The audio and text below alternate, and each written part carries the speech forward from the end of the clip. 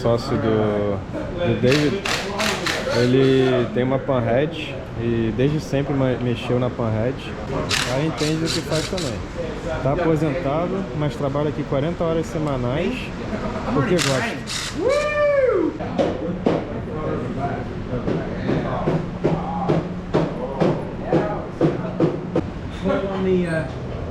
Pull on the starter bendix and keep my finger in the middle.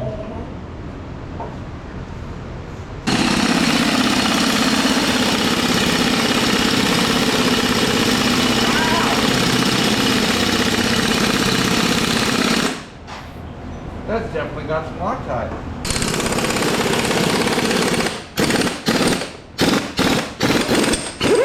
Red Loctite. Lots of it.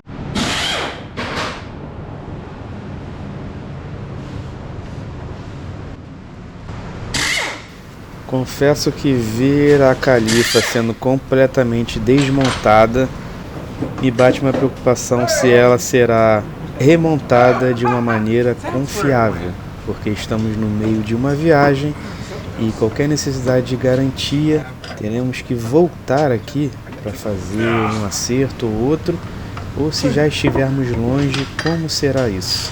A moto completamente desmontada, motor totalmente refeito, mas e agora? Será que vai ficar realmente 100% para a gente seguir viagem? São muitas peças e componentes que têm que ser montados da maneira correta para que não venha dar problema no meio da viagem. Além disso, são diversos rolamentos que estamos trocando e devem ser instalados de uma maneira eficiente para que isso não cause algum problema em pouco espaço de tempo até completarmos o nosso roteiro até a Flórida. E infelizmente ainda não achamos o clipe que retém a trava do pistão.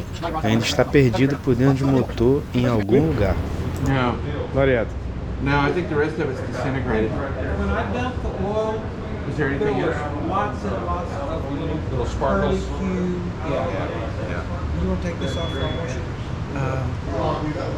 I'm taking this screw down. Coração da Califa fora do They peito. hold it to the case. Right?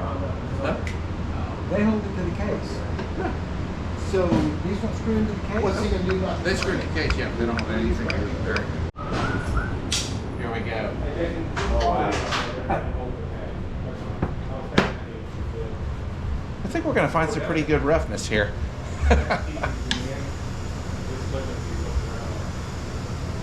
Well, they're not loose right now, are they?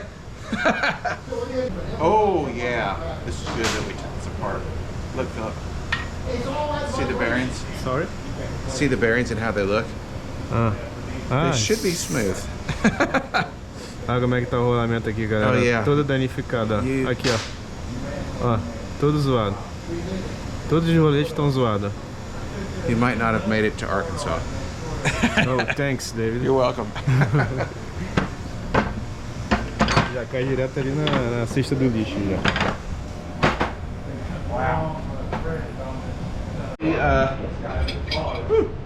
How the rods themselves look. Wow. Oh, there you go. See right there? That's where the race is just completely deteriorated. Feel that? All right. Normally, how many miles to happen at? If your oil stays clean and you're Oil riding filter. normally, 100,000 miles. Sorry? How So much? normally you can get 100,000 miles 100,000 miles. before. Yeah, Before that. happen that. But you know, something as simple as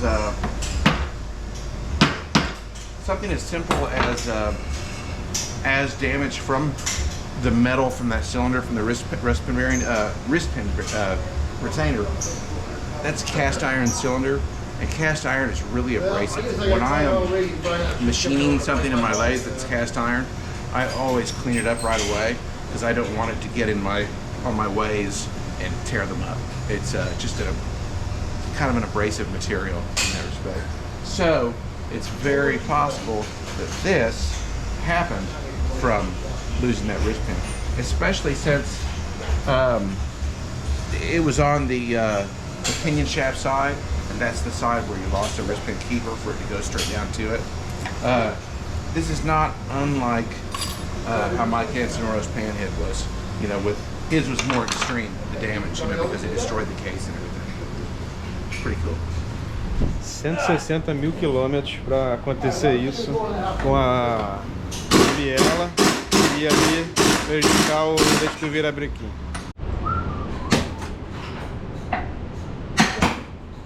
Vai direto no Oh, look there. That was definitely bad. Aqui, olha só, galera. Oh my Yeah. God. Tem aqui, ó, 1 milímetro. 1 milímetro.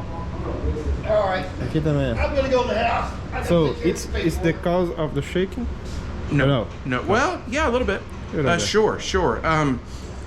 Probably the wrist pin keeper and the debris. This side of the crank pin is there. That's the side that everything would have come down on. But it's here too. It could be time, you know. Yeah. It could just be very, very tired old motor. Because the angle maybe when I do this don't have a gap, but because the angle, because if you rotate in this area. Sure. Oh, sure. That's absolutely possible. Yeah. This is a. Huh. It's not normal right there. This is this set of flywheels are out of a 1970, 71, 72.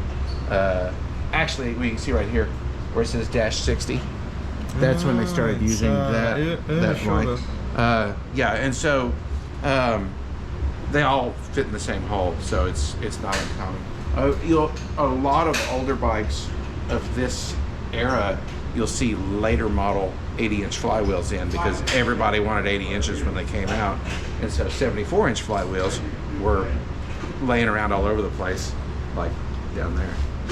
You know. That's a 74-inch motor? Yeah, that's nothing.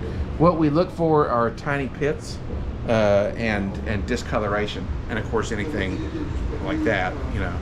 But you don't have signs of being through the hardness, and you can't really feel very much deformation at all from where the bearings run versus where the bearings never run. We're going to take the shaft out now. This is very difficult to happen, or no? This is normal. You damaged this? No damage. This could have been damaged from it, but it wasn't. So it's good. And that totally explains why you have. Let me show you. See this hole right here? So this is 1972 and earlier pinion shaft. And in 1973, they quit making a hole here, made the hole here for the oil to come in that way. 1972 and earlier is one-shot oiling. 1973 and later is full float oiling. And in yours, you can see where somebody made a small hole to set it up for. Yeah, and that's what you want to do.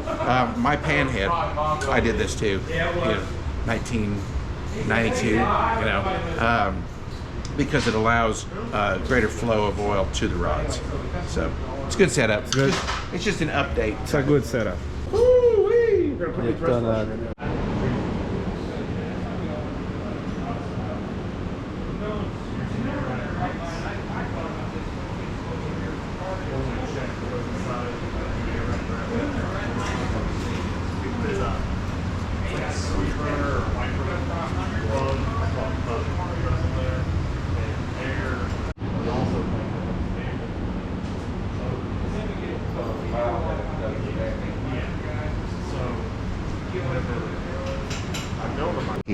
Aí, achou. A retenção do pistão estava embaixo da engrenagem da bomba de óleo. Meu Deus do céu. I'm lucky. It didn't get into the pump body. You are so lucky. Little screwdriver. Yeah. There it is. No, that's the rest of it. That's totally. Oh, had you found? Yeah, I found another piece in the breather. Okay. So you know that came out the breather somehow to get to that. Little screwdriver. O David falou que eu sou um lucky guy. É. Beautiful. Aí. Yeah, it looks good. Pedacinho. Looks really good. There you go. I can't get it to come off. Aí. Na bomba de óleo, galera. Mas estava lá embaixo, não afetou as engrenagens da bomba de óleo. É muita sorte. E ainda bem que a gente fez a parte de baixo. Stay alive as long as we can, but not kill ourselves so we're functional more. Have you any 41 mil forklift like beginners?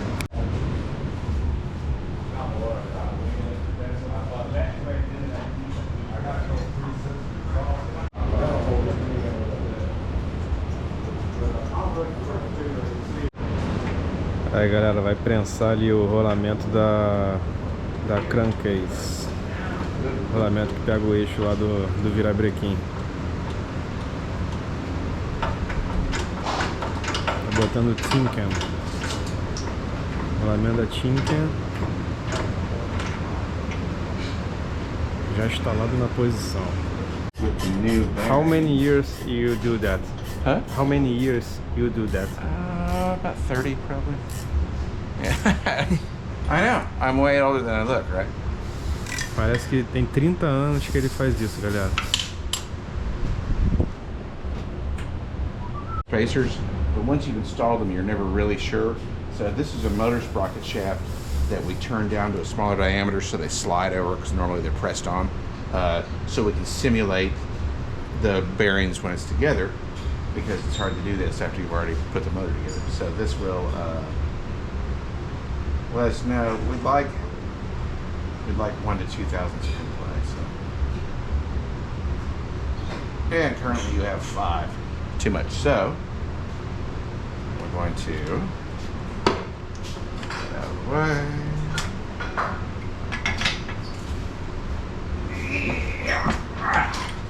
It's important to have a good tight load on it to simulate it. And going to see what size that spacer is and change it. Falou que tá com muito jogo ali. Já viu o que faz no espaçador. Olha a quantidade Hope we aqui, get the ó, math was right. de espaçador que ele tem. Achou um espaçador ali adequado. Vai fazer o teste de novo. Oh yeah, there it is. So now, it's actually a little bit tight. So, I would really like 2 thousandths of an inch. I have a little bit more than one, maybe a little bit more than 1.5, but we'd like to do better, so. That's 2. It's a very tight 2. Let's see if it settles up better. Okay. I'm actually just on the this side of 0. No.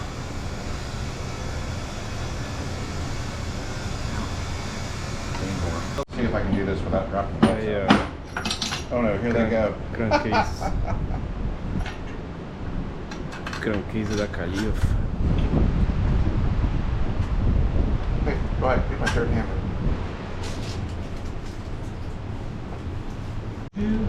Sweet food. Hey, hey. Oh, Oh, the little guy. Só é de maçã com I canela. haven't seen the little guy. No, we don't need him for what we're doing right now. Alright. Yeah, that was a little fun. A lot of them were a little funky going on. I'm wire brushing.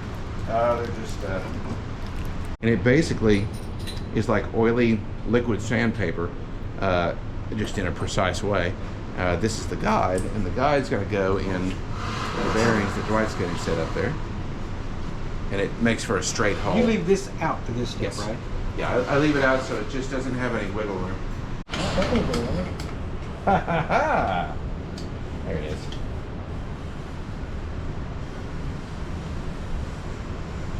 We're only removing very, very small amounts of material because the bearings get bigger and bigger in increments of 2/10,000ths of an inch, which is 0.0002. Your hair is about 0.003, so it's pretty small, you know.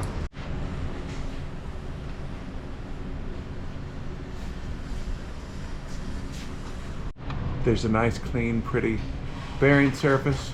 And we know that it's true and round and not egg-shaped because you could feel it, you know, when you're turning the lamp. And that's good. That's a good foundation for fresh bearings. So now let's see what size bearings we're for. Pino que segurava as duas bielas antes. Essa aqui, ó, é a traseira. Ó, a biela traseira e essa aqui é a dianteira. Olha lá as marcas. Um dos motivos do jogo lateral e obviamente aqui tinha jogo no eixo, né? Na própria biela. Tava batendo já aqui, ó. These are the new oversized bearings that we fitted it to. These are 4/10ths bigger, or 4/10,000ths bigger, so that gives us a total overall hole size of 8/10ths because there's one on each side. And we're setting you it up. The specification is 8/10ths or 8/10,000ths to 1 and 2/10,000ths. We're setting you up at 1 and 2/10,000ths because you don't have time to break it in. So we're setting it up slightly looser so you don't have to worry about seizure or a problem like that while you're riding out in 107 degrees. So you'll be good. Thank you. And so tomorrow we're going to assemble the flywheels. We'll put the new thrust washer in that one side. On the camera. I'm also going to. What's over? Oh, that's the old. Oh, that's my other washer. There we go. We're also going to take the brand new rods, take them apart because they've got assembly stuff on them anyway. I'm going to run them on the rod lap in the lathe, which does the same thing the case lap did there, just to open them up just a couple of tenths, or a couple of 10,000ths, so they have a little bit more room, so you don't have to worry about seizing the rods because they're super tight, you know. And then we'll size the cylinders, throw that on, we weld up the head in that one little spot. I may, if I'm feeling weldy in the morning, I may do that first thing. You have to do before you first minded. Yeah, and then we throw that dude together. That's it. So I can take. Ó, o David acabou de me falar que amanhã ele me entrega a moto, final do dia. So, David, tomorrow is Friday. In the end of Friday, you can do that. What's that? The end of Friday. Yes, You it can may do be that? late, but at the end of Friday. Uau. Ele tá prometendo a moto pra amanhã até o final do dia. Falou, em um dia ele vai montar a moto inteira.